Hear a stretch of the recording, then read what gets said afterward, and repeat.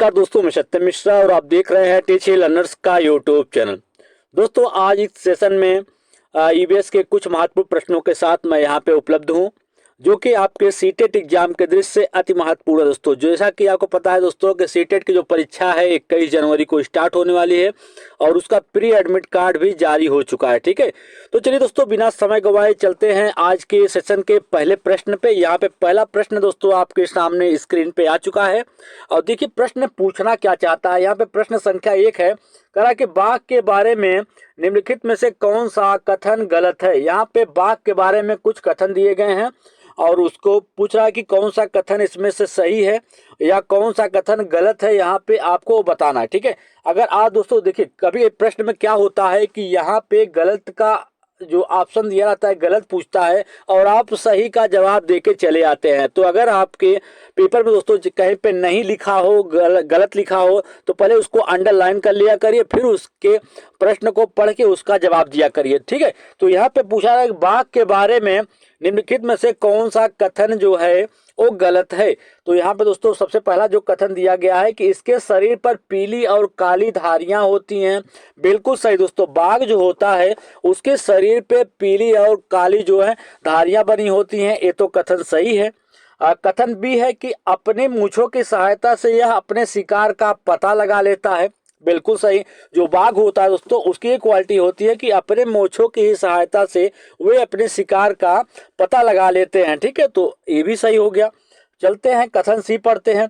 अंधेरे में ही इसकी आंखों की रोशनी मनुष्य से 4 गुना ज्यादा होती है। दोस्तों यहाँ पे 4 गुना नहीं बल्कि मनुष्य से 6 गुना ज्यादा होती है। ये तो कथन दोस्तों जो सी वाला है ये तो गलत निकल गया। ठीक है, आगे चलते हैं कि इसकी गर्जन 5 किलोमीटर तक सुनी जा सकती है। 5 नहीं, इसकी गर्दन जो होती है गर्जन है 3 किलोमीटर तक सुनी जा सकती है। तो जाहिर सी बात दोस्तों इसका जो आप कथन यहाँ पे सी और डी दिया गया है ये कथन बाघ के बारे में गलत है। ठीक है, तो इसका राइट जवाब दोस्तों यहाँ पे गलत ही पूछ रहा है, तो यहाँ पे आपको गलत जवाब मिल चुका है कि सी और डी जो है वो क्या है, गलत है। तो इसका ऑप्शन नंबर 3 क्या होगा, राइट जवाब होगा।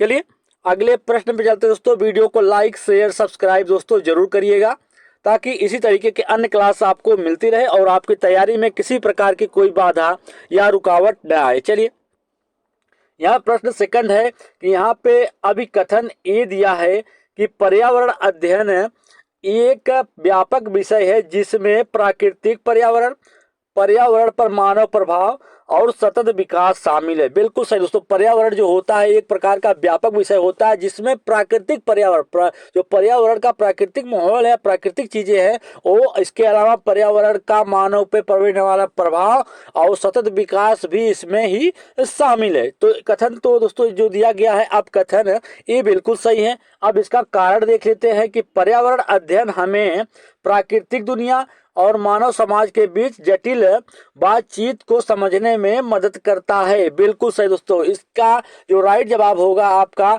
यहाँ पे हो जाएगा, जो अभिकथन दिया है वो भी सही है और जो आपका यहाँ पे कारण दिया है वो भी सही है। ठीक है, तो यहाँ पे दोस्तों जो ऑप्शन नंबर 1 है ये सही है कि यहाँ पे दोस्तों ए होगा। ठीक है, प्रत्येक में यहाँ पे आप ए ऐड कर लीजिएगा क्योंकि अभिकथन ए गलत है और ए और आर दोनों ही सही हैं क्योंकि जो अभिकथन है और उसका जो कारण है दोनों ही इसमें सही हैं। चलते हैं अगले प्रश्न पे। प्रश्न संख्या नेक्स्ट है दोस्तों, और अपनी तैयारी दोस्तों आप जरूर चेक करिएगा कि आपकी तैयारी कितनी है। ठीक है, आप कितने प्रश्नों का जवाब जो है सही दे पा रहे हैं। तो यहाँ पे प्रश्न संख्या नेक्स्ट है, कह रहा है कि जो जानवर रात में जागते हैं वे वस्तुओं को देख सकते हैं। ऐसे जानवर जो रात में जागते हैं तो उन्हें क्या कहते हैं दोस्तों, रात्रिचर कहा जाता है। भाई जाहिर सी बात है, जो जीव रात में जागकर चीजों को देखेगा उसे क्या कहेंगे, रात्रिचर कहते हैं। तो रात्रिचर में सबसे पहले जो नाम आता है वो उल्लू का आता है। उल्लू क्या होता है, एक रात्रिचर होता है और इसी कारण जो उसकी आंख की पुतली होती है वो बड़ी बड़ी होती है। ठीक है, आप खुद देखे होंगे। ठीक है, कहते हैं कि वे जानवर जो रात में जागते हैं वे वस्तुओं को कैसे देख सकते हैं, सभी रंगों में, केवल काले और सफेद रंग में, केवल हरे रंग में या केवल लाल रंग में। तो जो जानवर रात्रिचर होते हैं वो चीजों को केवल काले और सफेद रंग में ही देख सकते हैं। चलिए अगले प्रश्न पे, यहाँ पे प्रश्न संख्या नेक्स्ट है दोस्तों, और सभी प्रश्न दोस्तों अच्छे हैं, आपके एग्जाम में पूछे जा सकते हैं, संभावना दोस्तों प्रबल है। ठीक है, निम्नलिखित में से कौन सा पर्यावरण अध्ययन में प्रक्रिया कौशल नहीं है। इसमें पूछ रहा है दोस्तों कि निम्नलिखित में से कौन सा पर्यावरण अध्ययन, जिसको ईवीएस बोला जाता है, उसमें प्रक्रिया कौशल नहीं है। अवलोकन करना, पहचान करना, वर्गीकृत करना या स्मरण करना। दोस्तों जहां पे याद करने की बात आ जाए वो दोस्तों यहाँ पे किसी भी, देखिए पर्यावरण अध्ययन प्रक्रिया में जो कौशल है वो अवलोकन है, पहचान करना और वर्गीकृत करना। ठीक है, स्मरण नहीं है। चलिए आगे चलते हैं, प्रश्न संख्या नेक्स्ट है। यहाँ पे पूछा है कि निम्नलिखित में से कौन सा पक्षी अपनी गर्दन को काफी हद तक पीछे की ओर घुमा सकता है। मैना, उल्लू, कौवा, कोयल। तो काफी हद तक पीछे घुमा सकने वाला पक्षी कौन सी है दोस्तों, उल्लू है। उल्लू जो होता है वो अपनी गर्दन को काफी हद तक पीछे की ओर घुमा सकता है। यहीं पे दोस्तों बात करें कि कौन सा पक्षी ऐसा है जो कि झटके से अपनी गर्दन को आगे पीछे कर लेता है, तो मैना होता है जो कि अपनी गर्दन को झटके से आगे पीछे कर लेता है। और कभी पूछ लेता है कि पेड़ की सबसे ऊंची डाल पे घोंसला कौन बनाता है, तो कौवा जो होता है पेड़ की सबसे ऊंची डाल पे अपने घोंसले का निर्माण करता है। इस प्रश्न का राइट जवाब दोस्तों क्या होगा, ऑप्शन नंबर सेकंड होगा। चलिए अगले प्रश्न पे, प्रश्न संख्या नेक्स्ट है।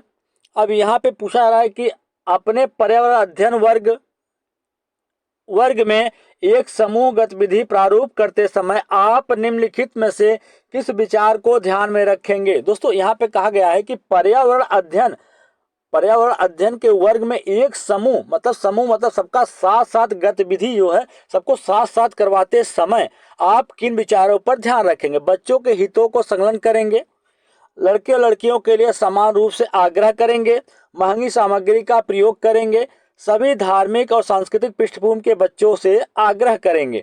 दोस्तों यहाँ पे जो चीजें हैं कि आप पर्यावरण अध्ययन वर्ग में एक समूह गतिविधि प्रारूप तैयार कर रहे हैं, तो उसमें दोस्तों क्या करेंगे कि सभी बच्चों के हितों का ध्यान रखेंगे ताकि बच्चे का उससे हित हो सके, लड़के लड़कियों के लिए समान आग्रह करेंगे, उसमें किसी प्रकार का कोई भेदभाव नहीं करेंगे कि लड़की है उनको अलग कर देंगे, लड़का है उनको अलग कर देंगे, इस प्रकार से आपको कुछ भी नहीं करना है। ठीक है, इस चीज का भी ध्यान रखना है। और महंगी सामग्री का प्रयोग करेंगे, बिल्कुल कर दोस्तों, महंगी सामग्री का प्रयोग करेंगे तो वहां दोस्तों बच्चों में भेदभाव हो जाए, कुछ बच्चे महंगी सामग्री खरीद पाएंगे, कुछ लोग तो नहीं खरीद पाएंगे। ठीक है, तो सभी धार्मिक और सांस्कृतिक पृष्ठभूमि के बच्चों से आग्रह करेंगे, बिल्कुल सही दोस्तों। इस प्रश्न का राइट जवाब ए, बी और डी इसका राइट जवाब होगा, तो यहाँ पे आपका ऑप्शन नंबर 1 बिल्कुल सही है।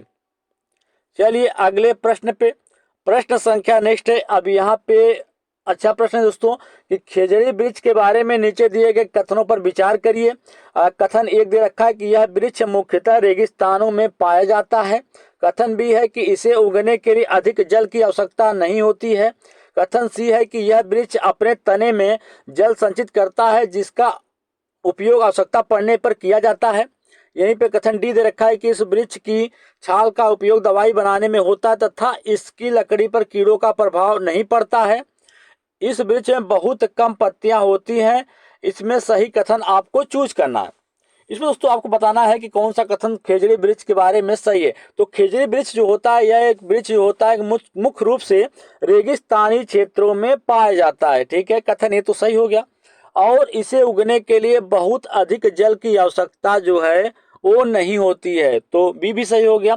और यह अपने तने में जल संचित करता है, बिल्कुल गलत बात है दोस्तों, और इसकी विशेषता नहीं है। ठीक है, इस वृक्ष की छाया का उपयोग दवाई बनाने में होता है तथा इसकी तनों पर कीड़ों का प्रभाव नहीं पड़ता है। तो दोस्तों ए, बी और डी जो है इसका राइट जवाब है, ऑप्शन नंबर 1 है इस प्रश्न का राइट जवाब हो जाएगा। चलेंगे अगले प्रश्न पे। अब प्रश्न संख्या नेक्स्ट है दोस्तों, यहाँ पे पूछा है सांपों के बारे में एक प्रश्न है।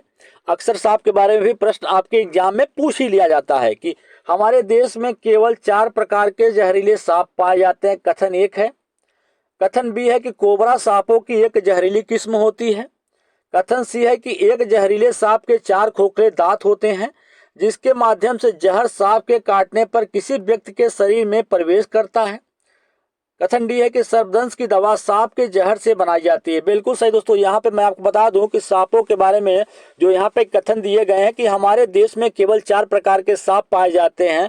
बिल्कुल सही बात है, 4 प्रकार के जहरीले सांप पाए जाते हैं। ठीक है, कोबरा सांपों की एक सबसे जहरीली किस्म होती है। और इसका जो कथन है डी है कि सर्पदंश की जो दवा होती है सांप के जहर से ही बनाई जाती है, ये सही है। तो इसमें से जो कथन आपका ए, बी और डी दे रखा है ये राइट कथन है। ठीक है, तो यहाँ पे ऑप्शन नंबर ए इसका राइट जवाब होगा। चलेंगे अगले प्रश्न पे। दोस्तों आप भी कमेंट करके जरूर बताइएगा कि आप कितने प्रश्नों का जो जवाब है वो दे पा रहे हैं। ठीक है, पल्स पोलियो कार्यक्रम का उद्देश्य क्या है? पोलियो का इलाज करना, पोलियो के लकवाग्रस्त प्रभाव को रोकना, पोलियो का पूर्ण उन्मूलन, इनमें से सभी। दोस्तों आपको बता दें कि पल्स पोलियो कार्यक्रम का जो मेन उद्देश्य है वो क्या होता है? पोलियो का पूर्ण रूप से उन्मूलन करना। अगला प्रश्न दोस्तों यहाँ पे आपके सामने स्क्रीन पे कहा कि चींटियों के बारे में निम्नलिखित कथनों पर विचार कीजिए। अब बताइए कि निम्नलिखित में से कौन सा कथन सत्य है। यहाँ चींटियों के बारे में कुछ कथन दिए गए हैं और यहाँ से पूछ रहा है कि कौन सा कथन जो है वो राइट होगा। तो कथन एक है कि चींटियां एक पंक्ति में चलती हैं। कथन बी है कि सभी जब चींटियां चलती हैं तो वे जमीन पर एक गंध छोड़ती हैं। अन्य चींटियां रास्ता खोजने के लिए इस गंध का अनुसरण करती हैं। कथन सी है कि वे सर्दियों के दौरान शीत निद्रा में चली जाती हैं। वे अपनी मादा को उसके गंध से कई किलोमीटर दूर तक ढूंढ लेती हैं। वे एक बस्ती में रहती हैं और उनमें विशेष क्षमता होती है। दोस्तों यहाँ पे मैं चींटियों के बारे में जो कथन दिया गया उसमें से कौन सा कथन सही है। तो सबसे पहले आप जान लीजिए कि जो चींटियां होती हैं एक ही पंक्ति में चलती हैं। हमेशा आप देखे होंगे चाहे चूटे हों चाहे चींटियां हों, लगातार एक कतार बना के उसी में चलती रहती हैं। तो इसका कथन एक सही हो गया। जब चींटियां चलती हैं तो जमीन पे एक विशेष प्रकार की जो गंध है उसको छोड़ते हुए चलती हैं, ताकि अन्य चींटियां जो उसके पीछे पीछे आ रही हैं उनको रास्ता खोजने में कोई दिक्कत न हो, ये भी सही हो गया। इसके अलावा वे सर्दियों के समय शीत निद्रा में चली जाती हैं, गलत है। वे अपने मादा को उसकी गंध से कई किलोमीटर दूर तक खोज सकती हैं। दोस्तों चींटियों के बारे में नहीं, ये रेशम का जो कीड़ा होता है दोस्तों उसके बारे में विशेषता है कि रेशम का कीड़ा जो होती है वो अपने मादा की गंध को कई किलोमीटर दूर से भी सूंघ सकता है। ठीक है, वे एक बस्ती में रहती है और उनमें विशेष प्रकार की क्षमता होती है। बिल्कुल सही। तो इस प्रश्न का राइट जवाब दोस्तों क्या होगा? ई, ए और बी इसका राइट जवाब होगा। तो यहाँ पे ऑप्शन नंबर सेकंड जो है ये इसका राइट आंसर होगा। चलते हैं अगले प्रश्न पे। प्रश्न संख्या नेक्स्ट है दोस्तों, और यहाँ पे पूछा जा रहा है कि घटपर्णी या नेफेंथेस एक ऐसा पौधा है जो मेढकों, कीड़ों यहाँ तक कि चूहों को भी फंसाकर खा जाता है। हमारे देश में यह कहाँ पाया जाता है? दोस्तों एक घटपर्णी या नेफेंथीस पौधा होता है जो कि घड़े नुमा होता है। एक बड़ा जो घड़ा होता है उसके नुमा होता है और इसका जो ऊपरी हिस्सा होता है ये पत्ती से ढका होता है। ठीक है, पत्ती से ढका होता है इसका ऊपरी सिरा। ठीक है, और आपको बता दें कि इसकी सबसे खास बात होती है इसमें एक विशेष प्रकार की जो सुगंध होती है, सुगंध को ये विशेष प्रकार की सुगंध को निकालता है और जिसके से आकर्षित होके जो आपके कीड़े मकोड़े यहाँ तक कि मेढक हुआ, चूहा हुआ, वो भी इसकी सुगंध को सुन के इसके पास चले जाते हैं और इसमें फंस जाते हैं और ये उनका शिकार कर देता है। दोस्तों सबसे बड़ी बात ये होती है कि जो ये पौधा होता है घटपर्णी, इसमें प्रकाश संश्लेषण की क्रिया होती है। क्या होती है? प्रकाश संश्लेषण क्रिया होती है और इसको नाइट्रोजन जो होता है वो मिल नहीं पाता है। उसके लिए ही वे क्या करता है? इन सब्जियों का शिकार करता है। ठीक है, तो ये पौधा कहाँ पाया, हमारे देश में कहाँ पाया था? दोस्तों बता दें आपको कि यह पौधा जो है ऑस्ट्रेलिया, इंडोनेशिया और हमारे भारत में मेघालय में पाया जाता है। तो इस प्रश्न का राइट जवाब क्या होगा? अरुणाचल प्रदेश, मेघालय, असम, उड़ीसा। तो मेघालय में पाया जाता है। चलिए अगले प्रश्न पे चलते हैं। प्रश्न संख्या नेक्स्ट है, यहाँ पे खेजड़ी वृक्ष के बारे में सही कथनों का चयन कीजिए। यह वृक्ष मुख्य रूप से मरुस्थलीय क्षेत्रों में पाया जाता है। कथन ए है। कथन बी है कि यह ज्यादा जल के बिना बढ़ता है। कथन सी है कि यह एक छायादार वृक्ष होता है, बच्चे इसकी छाया में खेलना पसंद करते हैं। वहीं पे कथन डी है कि यह अपनी तनों में जल जमा करता है और लोग इस जल को पीने के लिए पतले पाइप का इस्तेमाल करते हैं।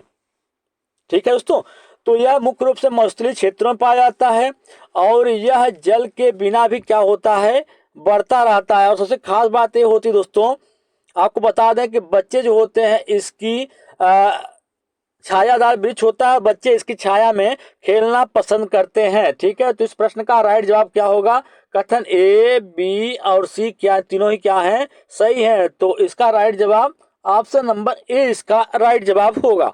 चलिए अगले प्रश्न पे। अब यहाँ पे प्रश्न दोस्तों जो दिया गया है वो रेगिस्तान ओक के बारे में सही कथन का ध्यान चयन करना है। रेगिस्तान ओक भी क्या है दोस्तों, एक वृक्ष है। ठीक है, इस वृक्ष की यहाँ पे कुछ विशेषताएं दी गई हैं, या कह सकते हैं उनको कथन के रूप में दिया गया और पूछ रहा है कि कौन सा कथन जो है वो सही है। तो कथन ए दिया गया है कि यह ऑस्ट्रेलिया में पाया जाने वाला एक वृक्ष है। कथन बी है कि यह एक विशेष प्रकार का वृक्ष है जिसकी जड़ें इसकी शाखाओं से बढ़ती हैं। या इस पेड़ की जड़ें पानी तक पहुंचने तक जमीन में गहराई तक जाती रहती हैं। यह पेड़ अपने स्कंद या तना में पानी जमा करता है। स्थानीय लोग इस पानी को पीने के लिए एक पतले पाइप का उपयोग करते हैं। तो यहाँ पे दोस्तों रेगिस्तान ओक जो वृक्ष है इसके बारे में यहाँ पे मैं चर्चा कर रहा हूँ और यहाँ पे इसी के बारे में प्रश्न पूछा गया है कि रेगिस्तान ओके जो होता है उसके बारे में यहाँ पे कुछ कथन दिया गया है। इसी में से आपको बताना है कि कौन सा कथन जो है वो सही है। तो बता दें, पहला कथन जो दिया गया है कि यह ऑस्ट्रेलिया में पाया जाता है, बिल्कुल सही। यह एक विशेष प्रकार का वृक्ष होता है जिसकी जड़ें इसकी शाखाओं से निकलती हैं, गलत है। कि इस पेड़ की जड़ें पानी तक पहुंचने तक जमीन की गहराई तक जाती रहती हैं, बिल्कुल सही। यह पेड़ अपने तना में पानी एकत्रित करता है और स्थानीय लोग इस पानी का उपयोग पीने के लिए पतले पाइप का इस्तेमाल करते हैं, बिल्कुल सही। तो यहाँ पे दोस्तों आपका जो कथन यहाँ पे दिया गया है ए, सी और डी जो है ये राइट है। तो इस प्रश्न का राइट जवाब क्या हो जाएगा? ऑप्शन नंबर सेकंड इसका राइट जवाब होगा। चलिए अगले प्रश्न पे। प्रश्न संख्या नेक्स्ट है दोस्तों। अब यहाँ पे हाथियों के बारे में निम्नलिखित कथनों पर विचार कीजिए और बताइए कि निम्नलिखित में से कौन सा कथन सही है। कि हाथी बहुत आराम नहीं करते हैं, वे केवल एक दिन में 2 से 4 घंटे सोते हैं। कथन बी है कि एक वयस्क हाथी एक दिन में 200 किलोग्राम से अधिक पत्तियां और टहनियों को खा सकता है। कथन सी है कि उन्हें कीचड़ और पानी में खेलना पसंद है, कीचड़ उनकी त्वचा को ठंडा रखता है। वहीं पे हाथी के झुंड में सबसे बड़ी मादा हाथी सब कुछ तय करती है। दोस्तों यहाँ पे हाथियों के बारे में प्रश्न पूछा गया है और यहाँ पे कुछ कथन दिए गए, पूछा जा रहा है कौन सा कथन जो है वो सही है। दोस्तों यहाँ पे मैं आपको बताना चाहूंगा कि हाथी बहुत ज्यादा आराम नहीं करते हैं, वे केवल दिन में 2 से 4 घंटा ही सोते हैं, बिल्कुल सही। कथन एक सही हो गया। एक वयस्क हाथी एक दिन में 200 किलोग्राम से अधिक पत्तियां और टहनियां खा जाता है, बिल्कुल गलत दोस्तों। एक वयस्क हाथी जो होता है एक दिन में 100 किलो से अधिक जो होता है, 100 किलोग्राम से अधिक पत्तियां और टहनियां खा सकता है, 200 किलोग्राम से ज्यादा नहीं। ठीक है, उन्हें कीचड़ और पानी में खेलना बहुत ज्यादा पसंद होता है और कीचड़ उनकी त्वचा को ठंड रखता है, बिल्कुल सही। हाथी जो होते हैं हमेशा झुंड में रहते हैं और सबसे बड़ी मादा हाथी जो होती है वो सब झुंड का नेतृत्व करती है, सब कुछ उसमें तय करती है, बिल्कुल सही। तो इस प्रश्न का राइट जवाब क्या होगा? कथन ए, सी और डी क्या हो गए दोस्तों? राइट हो गए। तो यहाँ पे आपको जिसमें ए, सी और डी दिख जाए वही इसका राइट जवाब होगा। तो ऑप्शन नंबर 3 जो है इसका राइट जवाब है। चलते हैं अगले प्रश्न पे। अब प्रश्न संख्या नेक्स्ट है दोस्तों। यहाँ पे पूछा रहा है कि निम्नलिखित में से कौन सी एक बरगद के वृक्ष की जड़ों की विशेषता नहीं है। जड़ें वृक्ष को खंभों की तरह सहारा देती हैं, जड़ें शाखाओं से नीचे लटकी रहती हैं, जड़ें भूमिगत होती हैं, जड़ें भोजन संचित करती हैं। दोस्तों आप एक बरगद का वृक्ष देखे होंगे कि बरगद के वृक्ष की जो सबसे खास बात होती है दोस्तों वही होता है कि इसके जो तनाएं होती हैं दोस्तों, तनावों से भी जो जड़ें होती हैं वो नीचे की तरफ जो होती है ये लटकी रहती है। ठीक है, और कुछ जड़ें जो होती हैं वो भूमिगत होती हैं और ये पेड़ों के सहारा देती हैं। ठीक है, लेकिन जड़ें भोजन संचित करती हैं, ये बिल्कुल गलत है। देखिए दोस्तों यहाँ पे जड़ें वृक्षों को खंबे की तरह सहारा देती हैं, जड़ें शाखाओं से नीचे लटकी रहती हैं, जड़ें भूमिगत होती हैं और जड़ें भोजन का संचय करती हैं, एक गलत है। तो इस प्रश्न का राइट जवाब आंसर अब ऑप्शन नंबर 4 इसका राइट जवाब होगा। चलिए यहीं पे आगे चलते हैं। प्रश्न संख्या नेक्स्ट है। यहाँ पे पूछा रहा है कि केचुआ के बारे में नीचे दिए गए कथनों पर विचार कीजिए।